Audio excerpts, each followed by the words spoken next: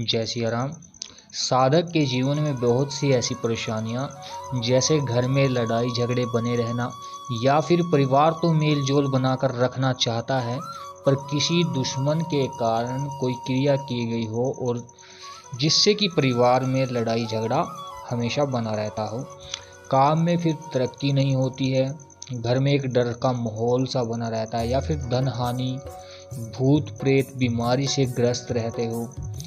फिर चाहे जितने भी प्रयास कर लो, लेकिन जो साधक जो है अपनी समस्याओं से बाहर नहीं आ पाता है। कई साधक जो कोर्ट कचहरी के मामले में फंसे हुए होते हैं, उनके लिए हम आज अपराजिता देवी साधना लेकर आए हैं, जिन्हें साधक आने वाली नवरात्रि के शुभ मुहूर्त में कर सकता है और इन समस्याओं को दूर कर सकता है। तो आज इसी साधना से जुड़ी जानकारी हम आपको देंगे। उससे पहले जो साधक नए हैं वो हमारे चैनल को सब्सक्राइब कर दे, ताकि भक्ति साधना से जुड़ी जानकारी आप तक पहुंचती रहे। अपराजिता देवी जी, जिसका अर्थ जो कभी भी किसी कार्य में अपराजित ना होती हो, और फिर वही अगर कोई साधक इनकी साधना करता है तो देवी माँ अपने उन साधकों को भी कभी हारने नहीं देती, उनको भी कभी पराजित होने नहीं देती। फिर चाहे साधक के जीवन में कोई भी कठिनाई आए, माँ अपराजिता देवी साधक की जो है सभी इच्छाएं पूरी करती हैं और उनको हर समस्या से बाहर भी निकालती हैं। माँ अपराजिता जो है दुर्गा माँ का ही एक अवतार है। श्री राम प्रभु ने भी रावण को मारने से पहले माँ अपराजिता की पूजा की थी, इसलिए उसी दिन से माँ अपराजिता की पूजा विजयादशमी वाले दिन करना विशेष माना गया है, जिसमें साधक अगर करे तो फल की प्राप्ति तो होती है। ये निश्चित तौर पे सत्य है कि अगर विजयदशमी वाले दिन माँ अपराजिता की पूजा की जाए, उनकी साधना की जाए, तो साधक को जो है निश्चित तौर पर फल प्राप्त होता ही है। इसलिए साधक को इस साधना को नवरात्रि के पहले दिन से करने बैठे, और इस साधना को अगर आप मंत्र विधि द्वारा करोगे तो आपको पहले अपने गुरु से आज्ञा लेनी पड़ेगी, क्योंकि मंत्र वाली जितनी भी साधनाएं होती हैं वो गुरु के माध्यम से ही होती हैं। उनमें जो साधक को जो है गुरु धारण करना ही होता है। इसलिए अगर आप मंत्र के द्वारा साधना करना सोच रहे हैं तो आप मंत्र के लिए आपको गुरु को धारण करना पड़ेगा, और गुरु से आज्ञा लेकर आप मंत्र का जप करके आप इस साधना को कर सकते हैं।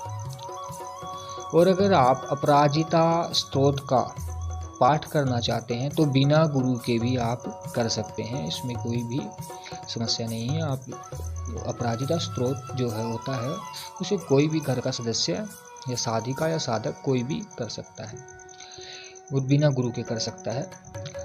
और मंत्र के साथ अगर आपने करनी है, देखिए मंत्र वाली जो होती है साधना, वो एक तरह से उसमें जो है सिद्धि प्राप्त होती है, इसलिए गुरु के माध्यम से ही करनी चाहिए। उसमें साधक को बहुत से अनुभव भी होते हैं, इसलिए वो गुरु की आज्ञा से ही करना चाहिए।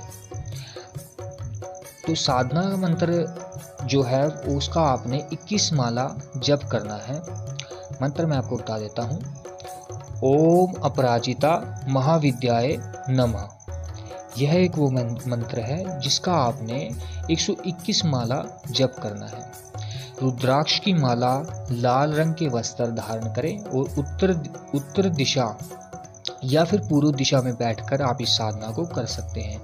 आसन भी आपने लाल रंग का लेना है, और पूजा में शुद्ध देशी घी का दीपक, धूप बत्ती, अपराजिता यंत्र और अपराजिता पुष्प ले लेने हैं।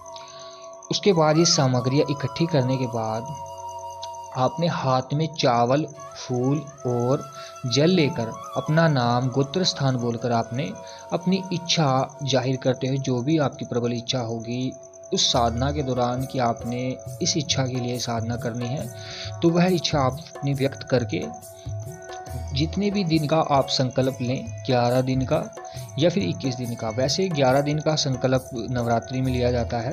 आप चाहो तो 41 दिन का भी ले सकते हो, उसमें कोई नहीं है, लेकिन आपको क्योंकि जो है नवरात्रि में जो है होती है ये शीघ्र फलदायक होती है, इसलिए आप 11 दिन की साधना मात्र से भी आप फल की प्राप्ति पा सकते हैं। तो अब 11 दिन का संकल्प ले और विजयदशमी वाले दिन यानी 10वें दिन आपने दशांश हवन कराना है। दशांश छोटा सा कोई हवन करा लें और 11वें दिन अपनी साधना की 121 माला जप करके अपनी साधना पूरी होने पर आशीर्वाद प्राप्त करें और साधना में कोई गलती हुई हो उसकी क्षमा याचना भी करें। देखिए, ये 11 दिन की साधना होने के बाद अगर आप मंत्र के द्वारा करेंगे तो उस मंत्र का जब भी आप कोई भी आपत्ति या कोई भी आप मुसीबत के समय आप उस मंत्र का जप करेंगे तो आपको परिणाम आपके सामने आपको देखने को मिलेगा। आप एक तरह से कह सकते हो कि यह आपके जीवन में एक चमत्कार की तरह ही होगा। और अगर आप अपराजिता स्तोत्र के माध्यम से नवरात्रि में माता की साधना करना सोच रहे हैं तो आप अपराजिता स्तोत्र से तो साधक को जो है पहले दिन से ही बहुत सारे अनुभव होने लग जाते हैं, मतलब कि बहुत से चमत्कार ऐसे आपको देखने को मिलने लग जाते हैं कि आपकी जो समस्याएं होती हैं वो धीरे धीरे उन 11 दिनों के अंदर अंदर ही समाप्त हो जाती है। अपराजिता स्तोत्र भी एक महाशक्तिशाली स्तोत्र है, क्योंकि अपराजिता स्तोत्र का जब भी किसी घर में पाठ होता है तो वहाँ पर भूत प्रेत डाकनी शाकनी जो भी क्रिया की गई हो किसी के घर में या फिर कोई भी ऐसा लड़ाई झगड़ा कोई भी ऐसी समस्या हो घर में वो स्वतः ही धीरे धीरे ठीक होने लगती है। और वहीं अगर किसी के घर में कोई पीड़ित व्यक्ति है जैसे बीमार, वो समय से अगर बीमार पड़ा है तो उसकी हालत में भी आपको सुधार देखने को मिलेगा। तो ये अपराजिता स्तोत्र जो है एक बहुत शक्तिशाली स्तोत्र है। बस इस साधना को जो है आप गुप्त रखें, किसी को इस साधना के बारे में जब भी आप करने बैठो किसी को ना बताएं। इस साधना को आप अपने मन में ही रखकर इस साधना को करें। साधना के दौरान आपने किसी से भी कोई क्रोध नहीं करना है, किसी के बारे में गलत विचार नहीं लेके आना है अपने दिमाग में। साधना के दौरान ब्रह्मचर्य का पालन करना विशेष माना गया है, क्योंकि जितनी भी साधनाएं होती हैं उनमें ब्रह्मचर्य का पालन किया जाता है, क्योंकि जितनी भी सात्विक साधनाएं होती हैं उनमें ब्रह्मचर्य का पालन किया जाता है। तो इसलिए ब्रह्मचर्य का विशेष पालन करें।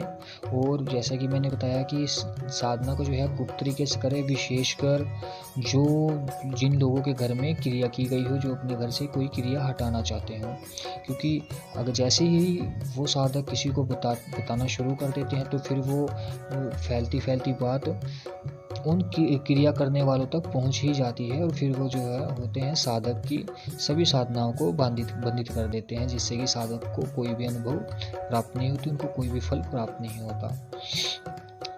और जो साधक अपराजिता नामक स्तोत्र का पाठ करेंगे उनके लिए मैं बता दूं कि अगर वो एक पाठ करें, चाहे फिर वो 2 चाहे वो 5 पाठ करें, जितना भी वो संकल्प लेके पाठ करें, उन पाठ को पूरा करने के बाद ही अपने आसन से उठें। भले ही आप एक पाठ करें लेकिन पूरा करें, क्योंकि बीच में पाठ को आप अधूरा छोड़ते हो तो उसका दोष लगता है, उसका फिर आपको कोई फल प्राप्त नहीं होता है। इसलिए कोई भी स्तोत्र हो, चाहे वो अपराजिता स्तोत्र हो, चाहे फिर कोई भी आप स्तोत्र, जितने भी सारे स्तोत्र होते हैं उनका पाठ पूरा ही करना चाहिए, बीच में अधूरा पाठ कोई भी नहीं छोड़ना चाहिए। तो आशा करते हैं आपको हमारे द्वारा दी गई जानकारी अच्छी लगी होगी। कमेंट में जय माता दी लिखना ना भूलें और चैनल को सब्सक्राइब जरूर कर दें, ताकि ऐसे भक्ति साधना आध्यात्मिक से जुड़ी जानकारी आपको मिलती रहे। जय श्री राम, जय